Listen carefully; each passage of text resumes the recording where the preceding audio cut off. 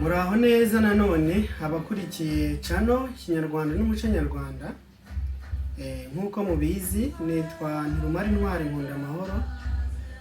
Tukaba tugiye kuganira uyu munsi nanone tugiye kuganira ku bihe by'umunsi wa Kinyarwanda. Uzumva abantu bavuga bati wizindure inkoko ya mbere, cyangwa se kumva umuntu avuga ati yangezeho igicuku kinishye. Undi akaba yavuga ati nkunda kuruhuka mu gicamunsi numva wenda umuziki gakondo. Uzumva undi avuga ati njyewe nkunda kumva uturirimbo twa burakeye mu bunyoni. Habaho rero ibihe bitandukanye by'Ikinyarwanda, kuva ubwo twibambura tubyuka tuva mu buriri kugeza twongeye kubusubiramo kuruhuka nijoro. Ibyo rero nibyo tugiye kugarukaho muri iki kiganiro. Mbere umunsi wacu utangira mu rukerera mu masaha ya saa 11, saa 11 n'igice za mu gitondo. Mu rukerera icyo gihe hafi aho ngaho ni nabwo umuseke utambika, umuseke utambitse, ndetse no mu bunyoni nyuma inyoni zikavuga ukamenya ko bwakeye. Icyo gihe rero ni mu rukerera. Mu rukerera umuseke utambitse mu bunyoni, igihe kiri hagati ya saa 10 n'igice, saa 11, saa 11 n'igice nibwo tuba turi mu rukerera mu bunyoni ndetse n'umuseke utambitse. Ikindi gihe rero gikurikiraho ni umuseso. Mu museso ni igihe cya mu gitondo, umunsi urimo gutangira kare mu masaa 12 saa moya zishyira saa 2 tuba turi mu museso.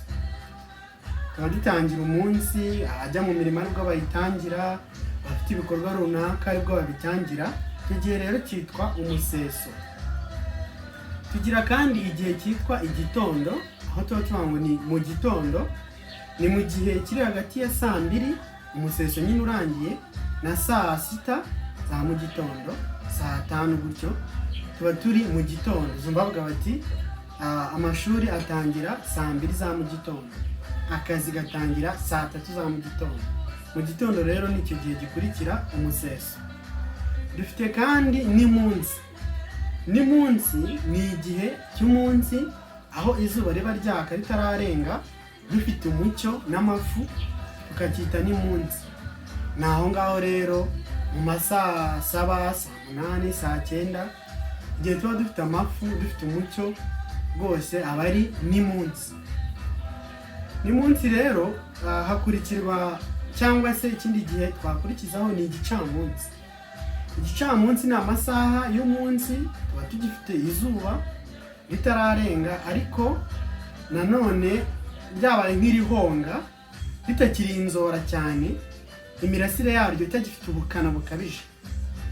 Mu masaa 10, saa 9, saa 11 gutyo izuba ritangiye guhonga tuba turi mu gicamunsi. Uzumva umuntu avuga ati amasaha y'igicamunsi nibwo wenda abana bataha bava ku mashuri kwiga. Icyo gihe rero cyitwa igicamunsi. Tukagira nimugoroba. Nimugoroba rero ni amasaha y'igicamunsi mbere y'uko izuba rirenga. Mu masaha 11, saa 11 n'igice, saa 10 icyo gihe tuba turi nimugoroba. Tukagira nimugoroba iyo havuyeho haza akabwibwi. Akabwibwi ni igihe cy'umunsi aho izuba riba rirenze, butangiye kugoroba, butangiye guhumana, ariko nanone ushobora gukenguza ukabasha kumenya umuntu cyangwa ikintu. Tuba turi mu kabwibwi mu masaa 12 izuba rirenze. Hamwe abubahiriza isabato bavuga bati izuba rarenze, noneho twakomeza ibikorwa by'umunsi nkaho isabato irangiye. Icyo gihe rero abari mu kabwibwi, izuba rirenze, butangiye guhumana, abana bataha, abari n'abategarugori nabo bataha bajya mu ngo gukora uturimo twa nimugoroba. Iyo akabwibwi karangiye haza noneho ijoro nyirizina. Icyo gihe tuba turi nijoro. Igihe cya nijoro ni igihe izuba ryarenze n'akabwibwi karangiye, noneho hari umwijima, tugatangira gucana amatara, gucana amatadowa, cyangwa se kuri ubu twabonye amashanyarazi, tugatangira gucana amashanyarazi. Icyo gihe ni nabwo abantu baba barimo gufata amafunguro ya nimugoroba, abana bahunyiza, bakabajaburira wenda inkono nyirizina itarashya kugira ngo badasinzira batariye. Niba uri umwana mutoya cyangwa ufite umwana mutoya, urasobanukirwa neza ijoro kubera ko ujaburirwa cyangwa se ukunda kujaburira umwana igihe atangiye guhunyiza, gukubita imitwe, ibyo kurya bitarashya kandi amasaha yagiye, icyo gihe aba ari nijoro.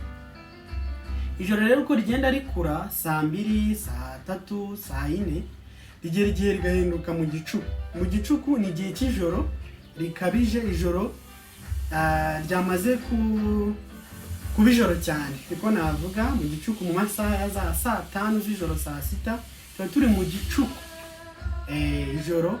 Ijoro kabisa rimaze kuba ijoro koko, abantu baryamye, kumwe wumva ibintu byose byacecetse, ahubwo ugatangira kumva amajwi y'ibintu kamere, kwa kundi wumva ijoro ritangiye kuvuga. Nkiri umwana najyaga mbyumva, sinzi niba namwe ari uko. Niba ujya wumva ijoro rivuga cyangwa warigeze kuryumva, wambwira muri comment tugasangira izo nkuru.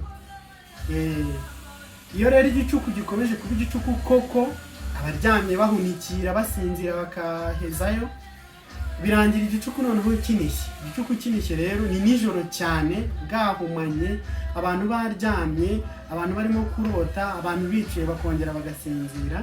Mu masaa 7, saa 8 y'ijoro nibwo igicuku kiba kinishye, saa 9 noneho ijoro koko ari ijoro.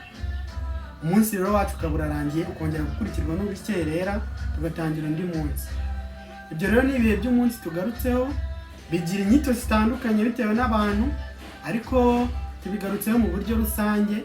Kuba hari igihe cy'umunsi runaka wenda tutavuzeho, uzi watumenyesha muri comment tukazakigarukaho ubutaha, cyangwa se hari igihe cy'umunsi ushaka ko tugusobanurira, cyangwa se hari icyo twasobanuye utarusanzwe uzi, watubwira nabwo muri comment kugira turusheho kusangizanya ibitekerezo. Mwakoze cyane rero kubana natwe, mukomeze kugira ibihe byiza. Watubwira aka kanya rero wumvisha ikiganiro uri mu kihe gihe cy'umunsi. Niba ucyumvisha uri mu kabwibwi, tubwire. Niba ucyumvisha uri mu rukerera, tubwire. Niba ucyumvishe igicuku kinishye, hari abarara ijoro barara inkera mu gitaramo, nabwo utubwire. Murakoze cyane rero, mukomeze kugira ibihe byiza. Turi kumwe, ibiganiro byacu nakagaruka. Mwibuke kubisangiza abakunda ibi bintu kugira ngo nabo babashe kumenya byinshi ku Kinyarwanda, umuco nyarwanda n'amateka y'igihugu cyacu. Murakoze cyane.